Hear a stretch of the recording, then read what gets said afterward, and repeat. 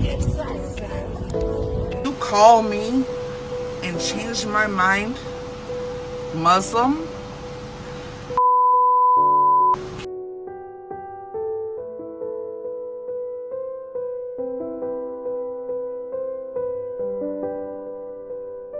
Apa itu Islamofobia?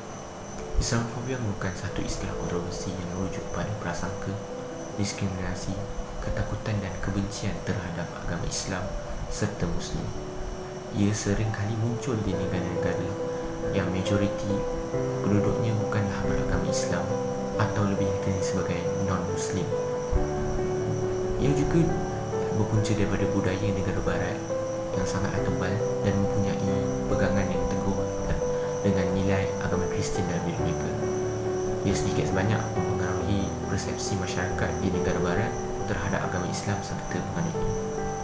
Ia juga berpunca daripada cerita atau sejarah daripada agama Kristian sendiri, berkisahkan tentang kepahlawanan yang kerap menceritakan tentang perang salib.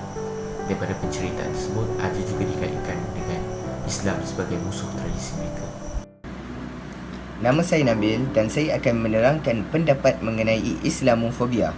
Terdapat pelbagai pendapat oleh negara barat mengenai Islamofobia dan disebabkan pelbagai pendapat ini, pada masa sekarang wujud beberapa kategori dan peringkat-peringkat Islamofobia seperti institutional and non-institutional Islamofobia, Islamofobia of the state, dominant Islamofobia and non-dominant Islamofobia, dan akhir sekali unconscious Islamofobia yang merupakan pendapat dari negara barat dan diskriminasi yang dilakukan oleh mereka. Umat Islam memandang isu Islamofobia ini sebagai tuduhan yang menghina agama Islam. Hal ini kerana Islam membawa ajaran yang akan menyampaikan pemeluknya kepada kebahagiaan di dunia dan akhirat. Hal ini amat bertentangan dengan pendapat mereka tadi yang menyatakan Islamofobia wujud kerana agama Islam merupakan sebuah agama yang mempromosikan keganasan atau lebih dikenali sebagai terorisme. Namun sedangkan membunuh di dalam agama Islam jelas sekali dilarang dan diharamkan oleh Allah Subhanahu Wa Taala. Hai, Assalamualaikum. Nama saya Muhammad Amin bin Zainuddin dan hari ini saya akan membantahkan mengenai punca-punca bagaimana Islamofobia ini boleh berlaku. Oleh itu terdapat 3 punca ataupun faktor bagaimana Islamofobia ini boleh berlaku, dan antaranya adalah seperti peningkatannya media-media barat. Selain daripada itu adalah kenyataan yang dikeluarkan oleh sesetengah pemimpin mengenai Islam, dan punca yang terakhir adalah disebabkan kebangkitan dan kemajuan yang ditunjukkan oleh masyarakat Islam. Kita dapat lihat sendiri pelbagai isu ataupun fenomena yang menunjukkan Islamofobia ini berlaku pada masa kini, dan antaranya adalah seperti insiden yang berlaku pada tahun 2001 iaitu 11 September atau dikenali sebagai insiden 9/11. Selain daripada itu adalah peristiwa yang berlaku di New Zealand iaitu pembunuhan secara terbuka di rumah ibadat yang menyebabkan ramai masyarakat Islam terbunuh akibat insiden tersebut.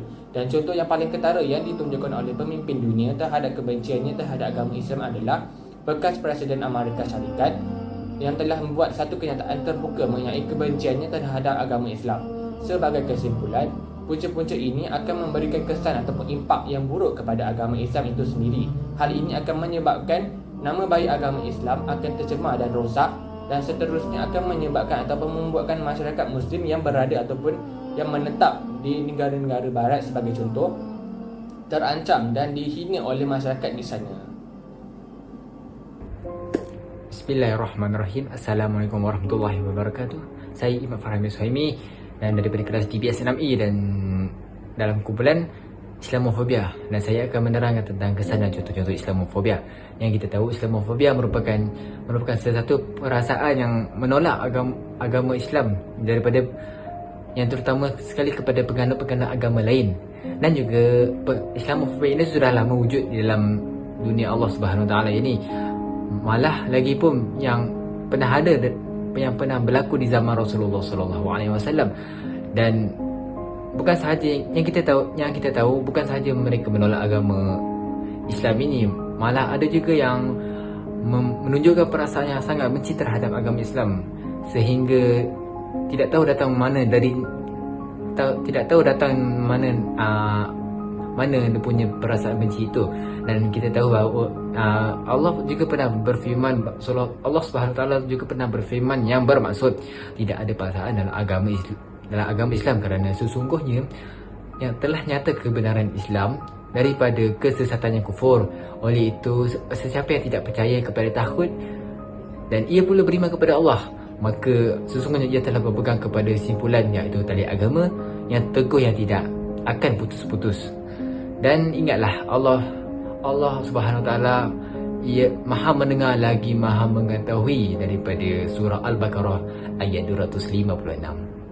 Kesimpulannya, sikap Islamofobia ini memang patutlah disisihkan kerana ia akan mencetuskan ketidakadilan di dalam agama Islam dan juga umat Muslim.